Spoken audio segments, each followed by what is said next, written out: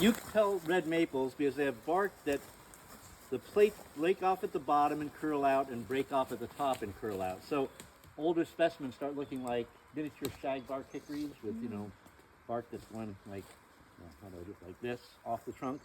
Sugar maples have the bark attached at the top and the bottom of the plates but curl back on one side.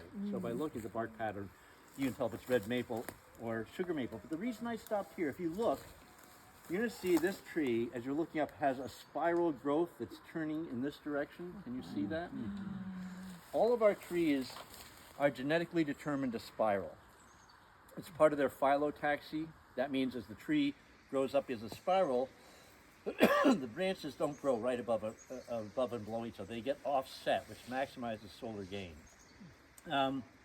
By my count, all of our regional species, 90% of the trees spiral the opposite way of this one. As you're looking up, they turn to the right. Only 3% go left. So this is like the rare form of the spiral.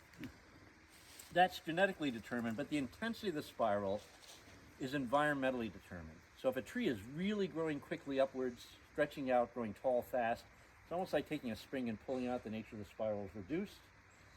But if a tree can't elongate quickly, its spiral gets really intense.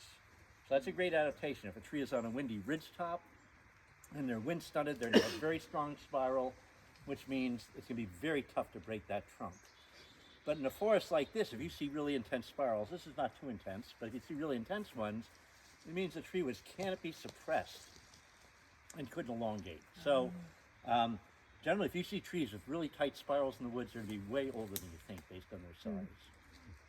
So again, direction of spiral genetically induced, intensely environmentally induced.